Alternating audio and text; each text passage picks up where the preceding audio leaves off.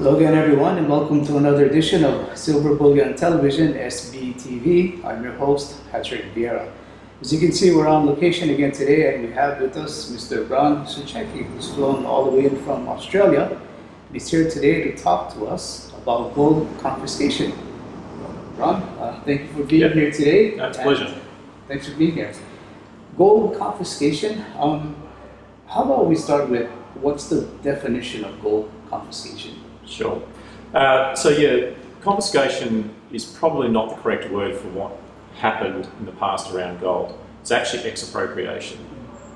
Confiscation is where the government or some entity takes the asset off a person and doesn't actually compensate them. Expropriation is where you're required or forced to give up the asset, but you're paid for it at fair market value. So most countries have legislation around like essential services. So if they're building a freeway, they have the right to expropriate properties that may be blocking, the freeway, and so they pay you a fair market value. You see a lot of cases where there's actually disputes about what's the value of the land. So in the case of gold, it's usually an expropriation. That doesn't mean, of course, that you're necessarily getting fair value or what you may perceive to be the fair value, because the price may change and go up in the future. We'll probably use the word confiscation in this discussion because it's what is commonly referred to. But strictly speaking, it's expropriation. Okay, it's sort of like, eminent domain back in the States? Yes, eminent domain, exactly. So it's very similar. What were the events that led up to the confiscation back in 1933? In the US, yes. It started really with the Great Depression in 1929, and so you had really deteriorating economic environment, and at that time the country was on a gold standard, which I think money was backed by 40%, it was meant to be backed by gold. So it's not, and that's interesting. I think a lot of people don't realise that. They think of gold standard as 100% back gold standard, but even then at the time it was 40%. But nevertheless, the reality was that to expand the money supply, you had to expand the amount of gold that you held because of that requirement for it to be money for it to be 40% backed. So the economy was in a depression, and the government was really looking for ways to stimulate, not too dissimilar to today. The initial approach by Roosevelt when he came in 1932 was to actually try and manipulate the gold price and push it up, devalue the currency, and try in that mechanism to effectively create inflation. And the reason for that was that you had a lot of, apart from a general stimulatory belief that this would be stimulatory for the economy, you had a lot of debtors, particularly farmers, who had debts in dollars, and commodity prices were going down. There was a depreciation. So they were basically in the bind of their revenues going down and still having the debt. So one way to deal with that political group was really to try and get inflation to happen. And the mechanism obviously is to sort of print money, but the money needed to be backed by gold.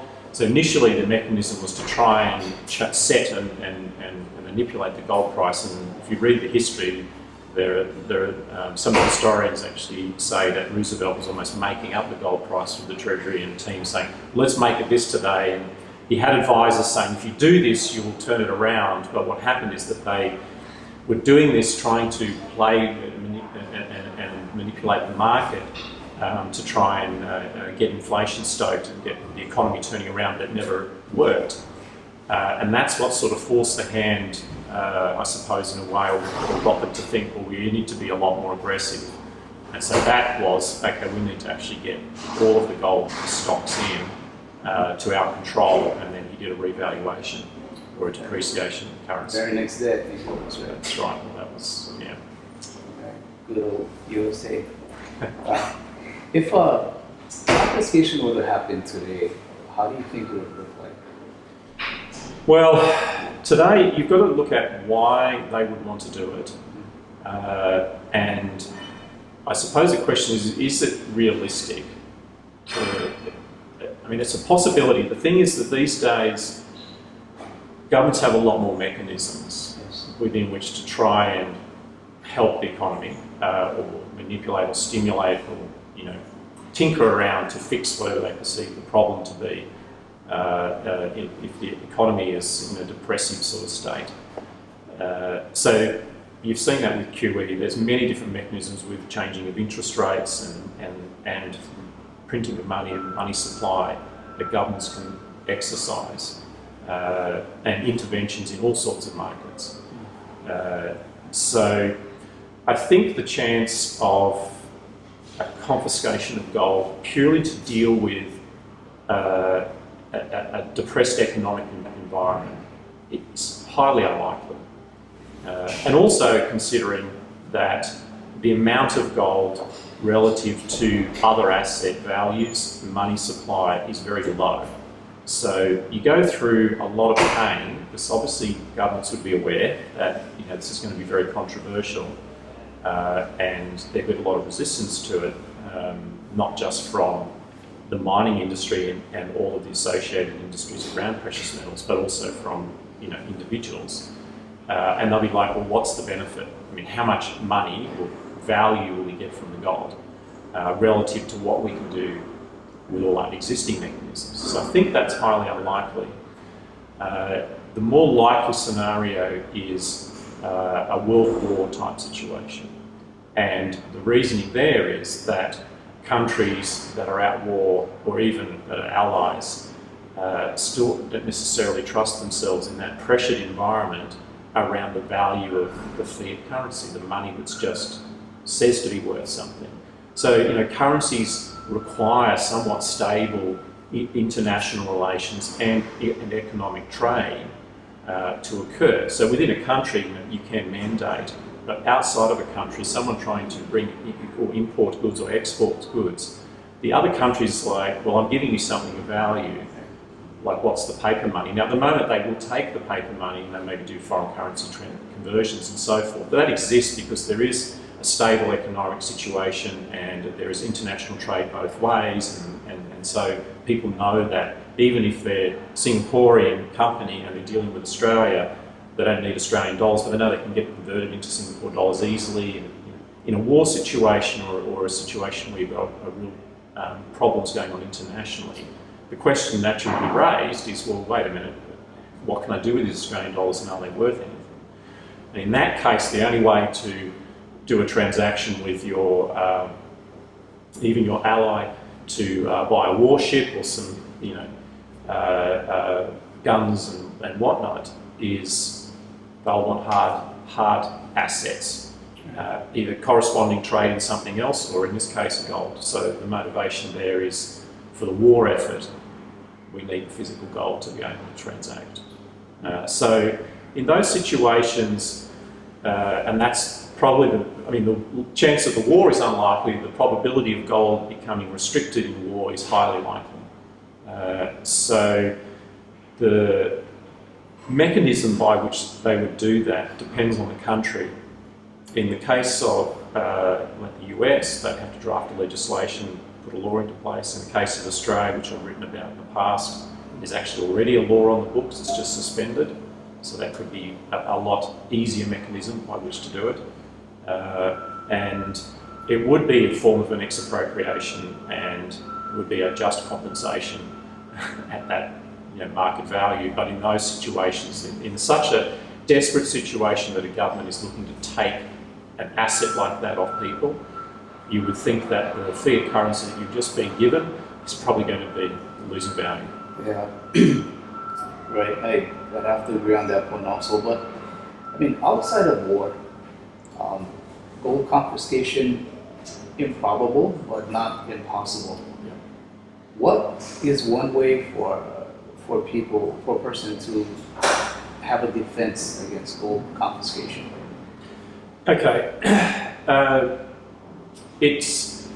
I think the thing that needs to be kept in mind is that whatever law it is, the law generally basically says it's not legal for you to own gold, period.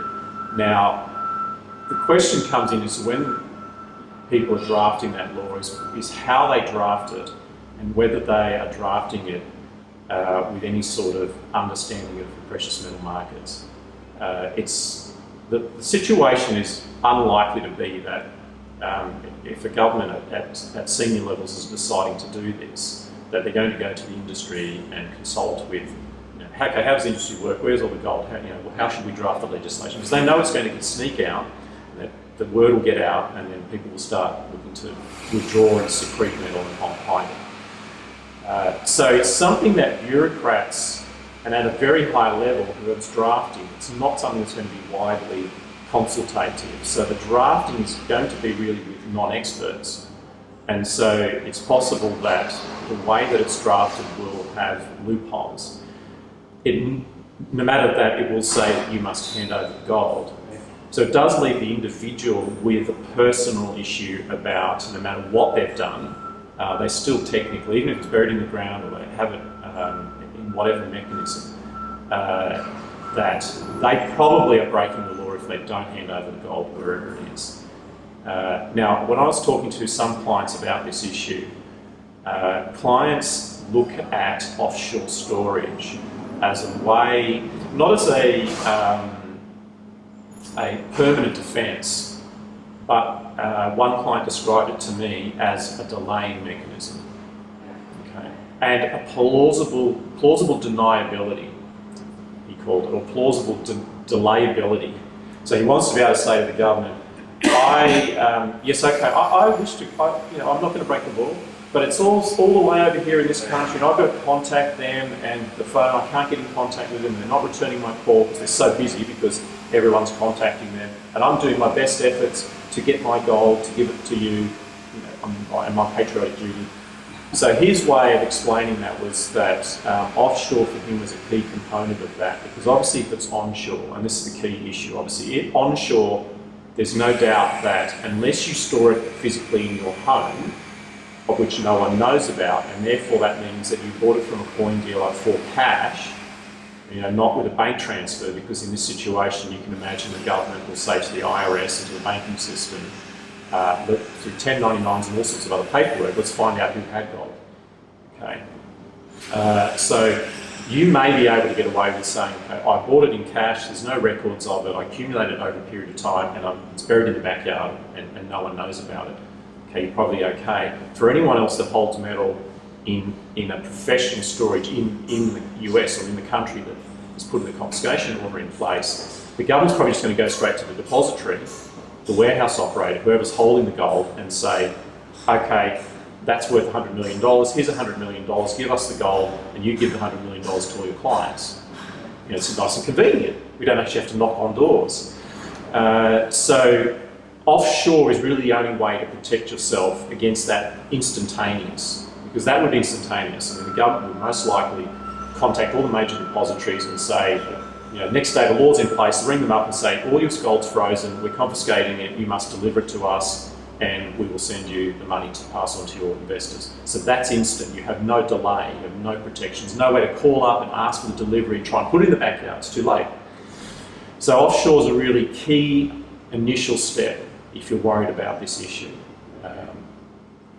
And so then you get into the question of the jurisdiction, and so offshore is the first question. The question is then where and who.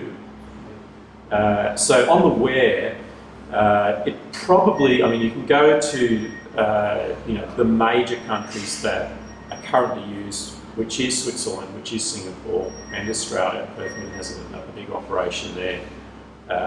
Those are the major, probably centres. Any country probably will do. It doesn't matter as long as it's offshore. But the question is in that jurisdiction, from a government point of view, what more likely is the government to comply or not comply? And what are their connections to your country? We're talking the US at this point, but it could be any country. So it depends on your country's relations with the offshore storage location. Do they have a really close relationship? Is it more antagonistic? Is the jurisdiction more sort of independent? So Switzerland was a very good example. Classically known as a safe haven, classically known as independent. But as we saw with FATCA, and also fines and whatnot on the banks, the fact that all of these banks and entities had substantial US presences, did transactions that relied on US dollars for settlement and clearing, you could see the pressure that was exerted on them to reveal client information. And the response obviously is either compliance, because they don't want to destroy their US business. So the corporate decision, it comes into play about what they will do. But also some just said we don't want to deal with Americans. Period. Right. That was on. And they could say, you know what, here's your gold back, we don't want to, you've got to go and collect it today or tomorrow. So you've also got to look at those factors. So it does come down to the government, because the government can also ask its corporations to comply, put associated legislation in place, although that's a bit more cumbersome as a mechanism.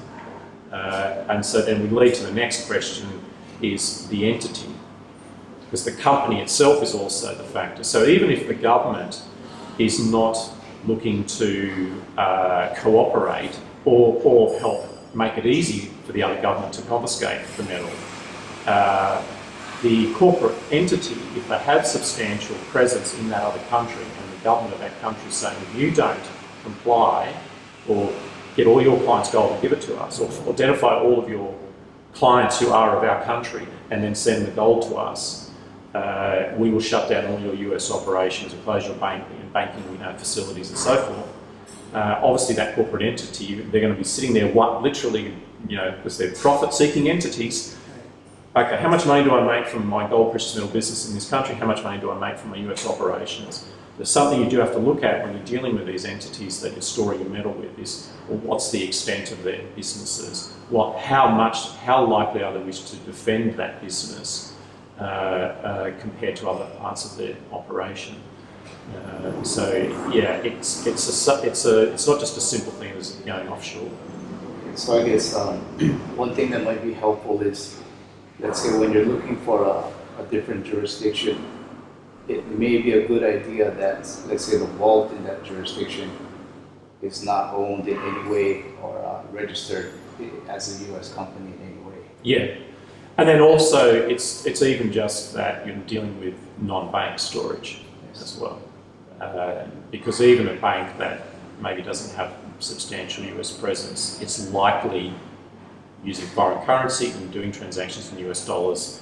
And if it has substantial other operations, and even you take the example of Scotia Macadam, which is announcing that it's getting out of precious metals, because the precious metal part of its huge business is not significant enough. And they've looked at it, and there's fines and other issues that they've had with it, and they're going, this is too much trouble, and so they effectively were trying to sell it off, and they're now reducing the size of that business. So again, the person you're storing it with, is this their only business? So if they're more likely to try and resist and defend because it's the end of their entire business, or is this just a small part of some other larger entity like a bank? And in which case they're more likely just to say, no, okay, who cares? Forget about it. We might annoy those clients. We'll just lose that business. Who cares? We've got a substantial, rest of our business. So you do really have to look at that and ask those questions about the location you're going to and then the person, business that you're dealing with. I think another facet to the so-called gold confiscation types of events are mining stocks. What's your opinion as far as you think would happen to mining stocks if this type of a confiscation were to take place again? Yeah. Okay. So it's highly unlikely that a government, for whatever motivation that it wishes to confiscate gold holdings, would just take stock holdings and not look at the flow. Because obviously the mine metal's coming out, it has to go to someone. The law will be such that anything that's coming out of mines has to go to the government, or has to be sold to the Reserve Bank or whatever the mechanism is. Now, in that sense, the risk to equities is two potentials where the government says the mines can still operate as businesses which they did do. So we can talk about the Australian example, which I have some experience of and knowledge, but they can say that businesses can still operate as profit entities. But what the government's really doing is you must sell the gold to us, and guess what? It will be sold at this price, which may not be the same as the international price and the free market price. So in that case, the business may not lose money, and indeed the government would probably be incentivised to set the price such that the mine can still operate because they want the gold flow. You know, they've taken the stocks, but they also want more gold. So they'll make sure the business is not going to shut down, but it's not going to be highly profitable. So you probably won't lose your investment, but what you will lose is the upside. I mean, the free market price may be at Y, and the government's official price within the country is at X. And so the whole point of having gold mining equities, and indeed having gold, is for that upside, that protection in those extreme circumstances. So inflation's going like crazy, the gold's keeping value, and maybe your mining equities are reflecting that as well.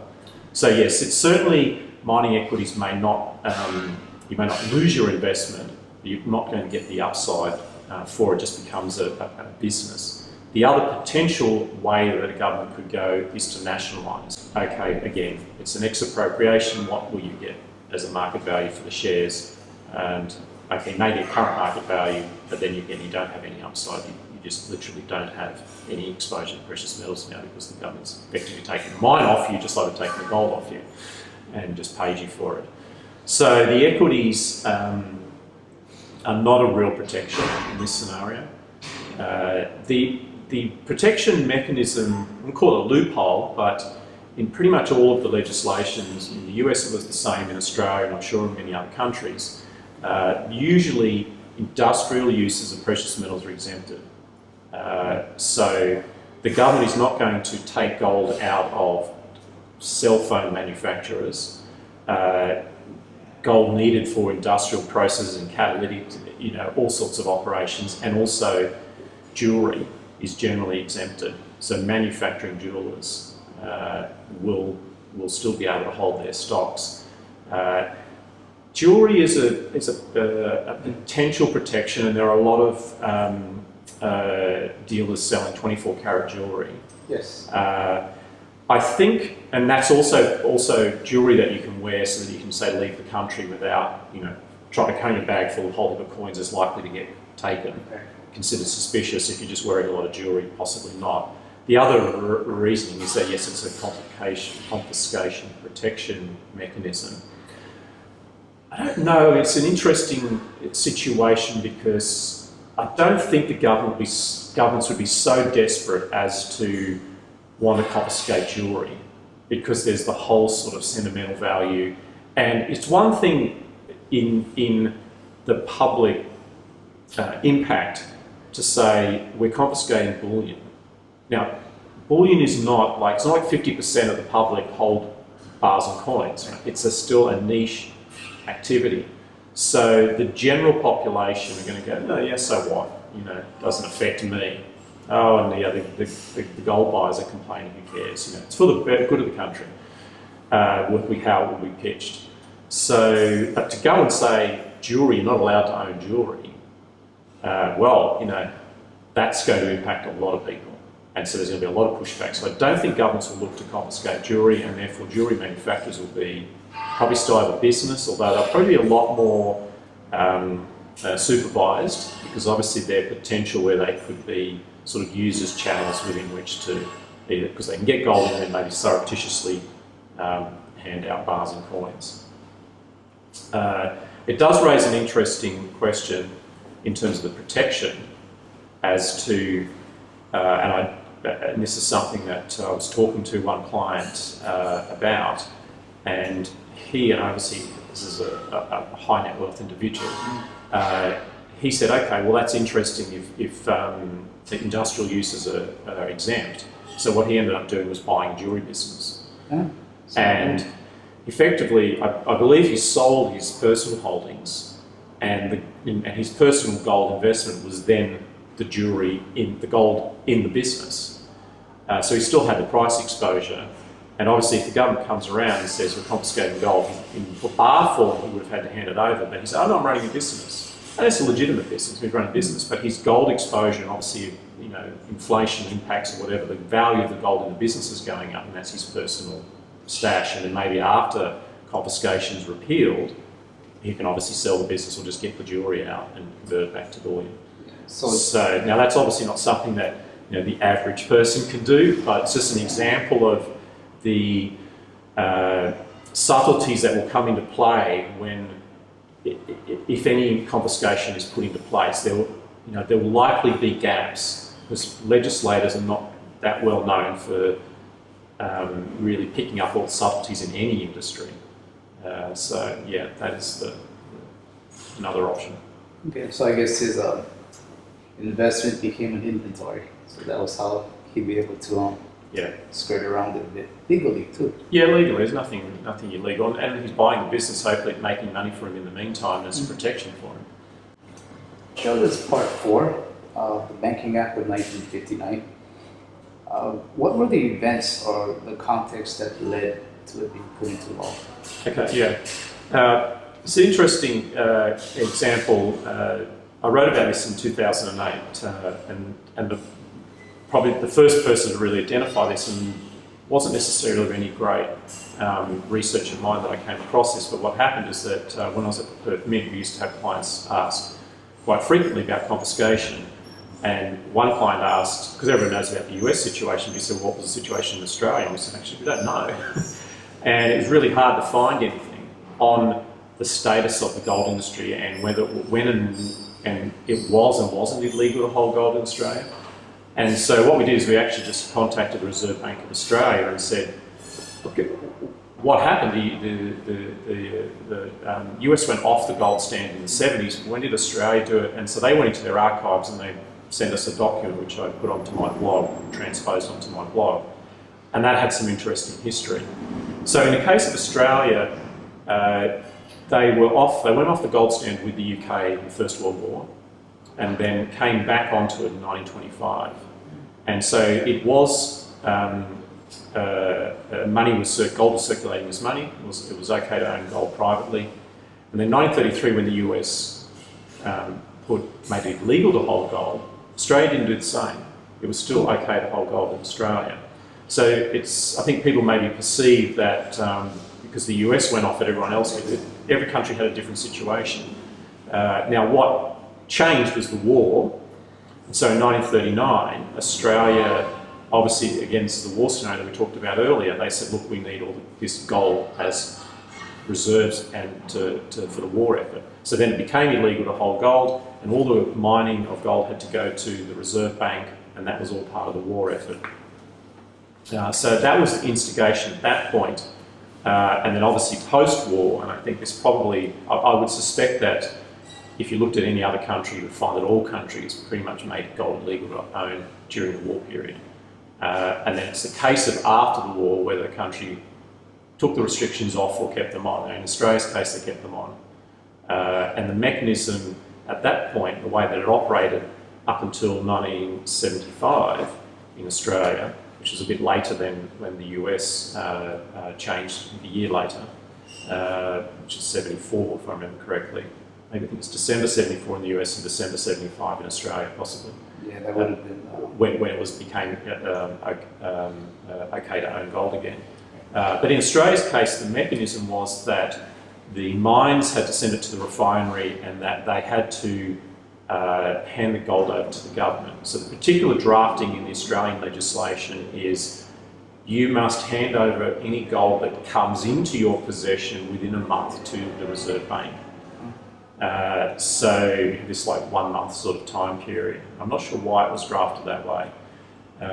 So it was illegal to hold it. You had to hand it over to the government. The mechanism is really more about the mining, because obviously in the war they took all the gold off the people. They had an exemption again for jewellery manufacturing and industry. And the mechanism really was refiners were the ones that were buying it off the mines and then selling it to the Reserve Bank.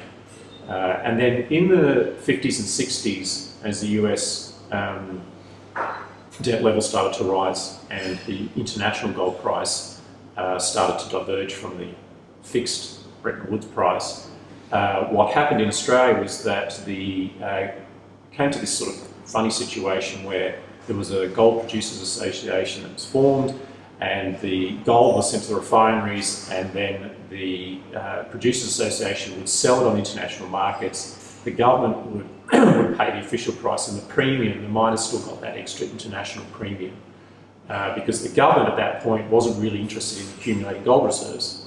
It was happy for the gold to go offshore. Okay. And obviously Australia was in a real sort of export positive situation at that point, and they obviously just didn't feel that they needed to accumulate gold reserves continuously because, and you might sort of go, that's a bit funny, but Australia's a very small economy, and Australian mines are producing a lot of gold, right. 250, 300 tonnes in Australia currently, but even then in the 50s and 60s it's still substantial. So it will almost create an imbalance to just be accumulating gold. Not a big enough economy relative to the gold flows, I suspect, that's why.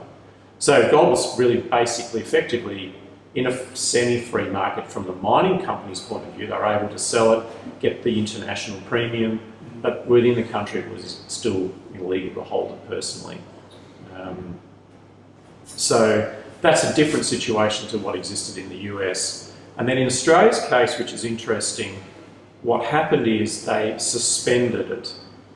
So they didn't repeal the section that said you can't hold gold, and if you get some gold, you've got to give it to the government. They just suspended it. Now, you've got to look at that within the context of Nixon and them going off the gold standard. It was, Nixon himself said this was a temporary measure. Temporary. Okay, right. Now, it was temporary because then it was a real radical change. And his argument was there were speculators and so on and so forth. And there were still quite a lot of central bankers who had grown up in a whole gold standard and gold as the anchor and all of that thinking. And so it wasn't very obvious and clear at that point in time, if you could put yourself into the mindset of a central banker in 1970, that they would never stay off the gold standard forever. It was like, is this a temporary situation? There was Bretton Woods is breaking down. Maybe we'll go back. And indeed, right through the 70s, even with the Gold Commission in the US in 1980, there was still the question, with even Reagan coming back in, there was a lot of agitation to go back to a gold standard. So it wasn't an obvious decision in the 70s that the world would never go back to a gold standard. It was a debate, it was some question that was still being asked. So I think from the point of view of possibly the Australian government and in the Associated Press release with their suspension of that act, that part of the act, that they were, look, the mechanism is we don't really want gold reserves, we don't need to restrict it from a country point of view, but we're not sure if we may go back to a gold standard internationally. We're not sure what the US is doing, and so the policy situation, international situation was still fluid at that point. And I think what happened is as time progressed, we moved into the 80s, and obviously you've got to think of that within the context of the 70s and the gold price going up, to its peak, right, and then starting to fall and go into a sort of depressed phase. It wasn't clear, but I think it's almost by default that the world just ended up, it was never like resolved, yes, all us countries resolved, we're never ever going to go back to the gold standard. It just evolved that way. And so in this case in Australia, the suspension was probably forgotten about. And I wouldn't be surprised that if it wasn't for the fact that we're talking about it and that I wrote about it, and that we asked the RBA if they had any archival material on this, probably no one would even be aware that it was sitting there and that this part of the act was suspended. So that situation in Australia is very different to the US. So in a sense in Australia there is a bit of legislation that's dormant that could be just reenacted. Yeah, that was But in the US, you'd have to draft new legislation, right, to make it happen. Yeah, or executive order, whatever. Yeah. Okay, so in Australia's case, to reinstate that suspension, is it an act of parliament or? No, this is what's interesting. So we have a sort of head of state or governor general, which is independent of the parliament and the prime minister positions, and they are sort of like an officialised role of putting legislation into place and signing it off. But a lot of their role and activities are by convention, nicely written down. So yes, it's entirely theoretically possible that the Governor-General, who was appointed by whatever government at the time, could just go and say, I'm unsuspending this by proclamation. Now, generally the Governor-General acts on the instruction of the government of the day. They don't act on the instruction of Parliament, but of the government of the day. But in practice, to make such a change, which would obviously have a big impact in Australia, given that there's a substantial gold mining business, it's impossible that the Governor-General would just do it, or even that the government would do it unilaterally without really any consultation, depending again if we're in a war scenario or not. But that law is also worded in terms of how the gold market operated in the 50s and 60s, and not how it operates today. So I sort of theorised that if the government wanted to confiscate gold for whatever reason, they're probably looking at go, actually there's already a part, okay, let's just unsuspend it, and probably naively think that that's going to be okay. But there's a few loopholes in there because it's worded around gold and not silver. Maybe we should talk about silver in this context later, but and you know, it talks about gold in possession and bullion, and it does have some exemption for numismatics and jewellery. So there's a slightly little bit of subtleties in the wording of it that you know, could provide loopholes for Australians. But yeah, so it's a very different situation, and I'm not sure of the situation in other countries. And you may find that it could be. I think the Australian situation with the suspension of the Act is unusual because we have this Governor-General structure. And they chose that mechanism at the time. Other countries probably repealed, and they would have to go to their parliament and get the government to put legislation in place to make it happen, although in the US you have executive orders, so each country is going to be slightly different. I'm sure some people are probably wondering, in this type of a scenario again where confiscation, expropriation takes place, what will happen to numismatic coins or even possibly silver? Look, there is a lot, and it's a very popular topic, obviously, for dealers that have substantial numismatic businesses to say, hey, you're covered if there's numismatics, you know, you're not going to have a problem. There's some element of truth to that. Again, it comes down to governments not wanting to create unnecessary angst and problems. So obviously, confiscating a 1 ounce gold coin that might be worth $1,500 or whatever, and its numismatic value is $50,000. It's going to get in the newspaper, and there's going to be questions about what's the fair value of that, and it's not the gold fair value, it's the numismatic fair value. So you can see court cases happening, and I think the government will go, that's just too painful. But, you know, a old American eagle that maybe trades at a $50 or $100 premium or $200 premium to the gold price. You know, again, governments may sit there and say, well, you know what numismatic means? Something to say double a gold price. I'll just put a number on it. And so, you know, and they'll just make an arbitrary figure to deal with this issue where they know that people are going to say, wait a minute, it's just because it's a non-current coin, non-circulating coin. But numismatic means this. And certainly in Australia, for example, with the goods and services tax, there's, you know, in a lot of jurisdictions, there's a difference between collectible numismatic coins versus bullion coins. Some have, you know, physical definitions. Is it proof, you know, versus uncirculating, or is it value? So again, in the confiscation situation, I think the drafting of the legislation would probably set something around a value above the gold price. So yeah, so you know, if you want to go down the numismatic line as a way to protect yourself, I think unless you're really paying a true numismatic with real collectible value and significant premium, you're probably at risk that it's not going to protect. Silver is a very interesting difference, of course, because none of the legislation that I've seen has ever talked about silver confiscation. So, because it's not, for two reasons, most of the countries went off bimetallic or silver standards and were on gold standards in the first instance, so there was never that history of it.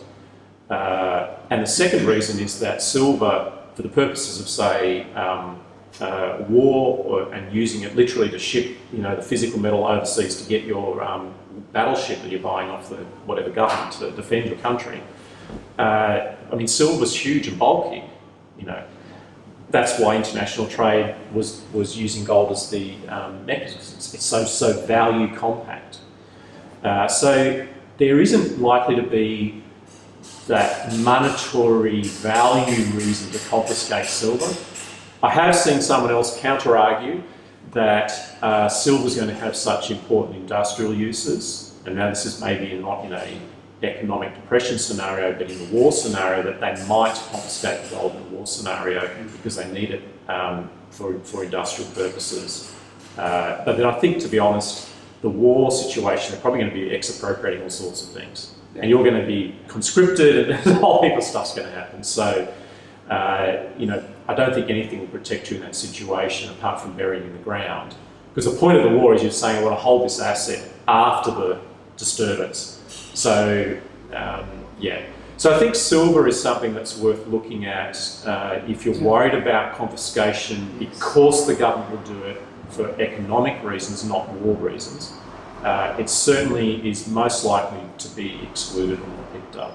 Yeah. I can't see that being of interest to the government. Yeah, and I guess especially with the ratio the way it is today, might not be a bad idea if you're... Yeah, the ratio, if you're going to play the long-term averages, I mean, and the ratio has been to 100 obviously, but, you know, at 80, historically, it's probably the situation to certainly think about putting some of your weighting silver-wise. Yeah. Yeah, absolutely.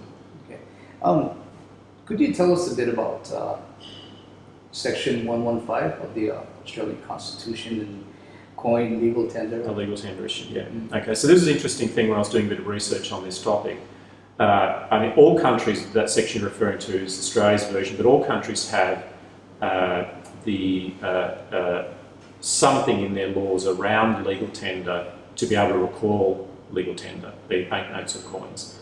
And the reason for this is not necessarily there's any great malicious reason. It's obviously, in most cases, either there's an inflation and they want to recall a note and demonetise it and you know, revalue, issue a new note.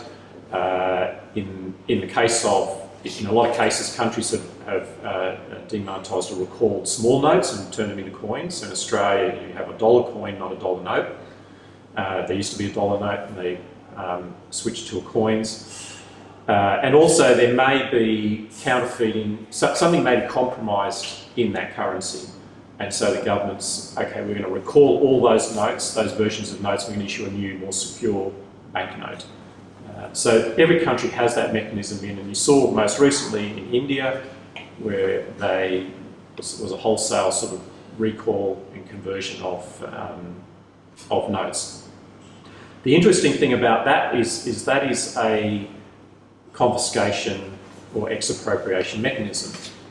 And it's a mechanism by which governments could say, well, and keep in mind, in a lot of cases, not the Kruger end, but a lot of other currencies are legal tender. And they're very popular because of their being legal tender, because investors say, hey, this has got a government stamp on it, the purity is guaranteed, you know, there's some integrity to that compared to a private mint issued medallion, technically they call it a medallion or a round. Right? So the government could use the legislation to say we're going to recall this currency, and what they really wanted to do is just to get the gold. So if you're extremely paranoid and sensitive on this topic, you probably shouldn't hold legal tender coins. You should be looking to hold bars, because a government might be stuffing around drafting a confiscation legislation where they can do a recall of legal tender. And I think those clients that are particularly worried about government intervention and action like this probably aren't holding government-issued coins anyway, I suspect. So it might be a moot point, but it's just an interesting aside, legal aside, that there is that mechanism as well under legal tender law. I think during your time at the Department, you had seen that most of your clients were U.S. citizens holding bars and coins overseas. We see that as well in Singapore. I think a lot of that still has to do with fear. Yes. It's never gone away, that fear. I don't think it will, and it's the nature of investing in precious metals. I mean, there are those clients that are in it for speculation, And then there are clients that are in precious metals for macroeconomic reasons. Okay, so they feel that it's a cyclical thing. So they feel gold's portfolio asset that will help counteract other asset class returns, and it provides a stabilising influence. And then there are the clients that are more looking at it from the safe haven point of view. So I think people can tend to look at gold and just go, everyone's a gold bug, but there's a large segment that think that way. But there is the segment that looks at it from that safe haven, and if you're looking at it from a safe haven point of view, you can't sort of ignore what a government's going to do, what is going to happen, because you're looking at more dramatic economics. So the portfolio people are looking at, they're looking for recessions and maybe slight depressions in the economy, and that's why they're holding gold to give them a protection in that scenario. The safe haven person is saying, I'm looking at a really extreme financial situation, massive debt repudiation, failure of the financial system in a significant way. And so with that thinking, obviously government, what are the government going to do? And you saw that again. Why did Roosevelt do what he did? Because the public was complaining.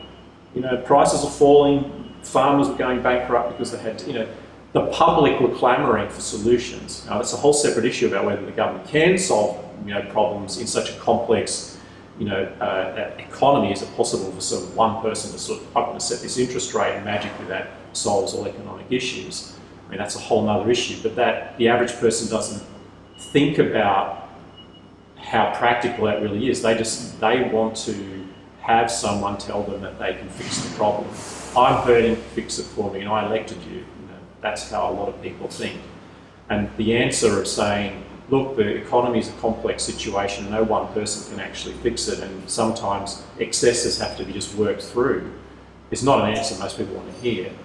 So in a really tough economic situation, and particularly if in the lead up to that, because it's not like, we're all running out straight here and then tomorrow wake up and the whole economic system's fallen over. It's just not going to happen like that.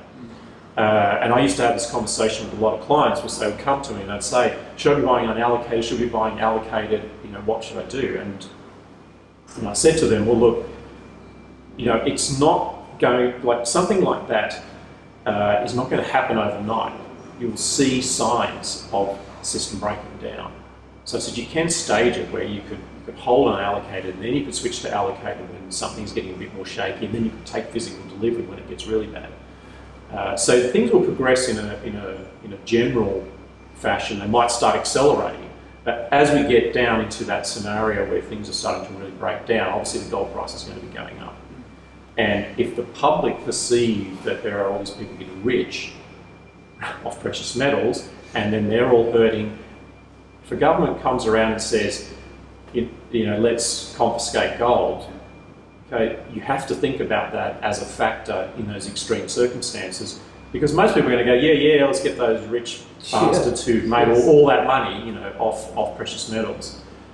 Which also leads to another interesting thing, is another mechanism is not so much of an explicit confiscation, but super tax, super profit tax, on an asset class like precious metals, because it's had an extra unfair gain, and so that's a possibility as well.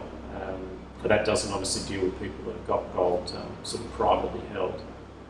So look, I think if you're a client that's worried about those sorts of really seriously deteriorating economic environment, you really have to think about the psychology and understand the population, the government, and the way people think, and think about how that's going to play out.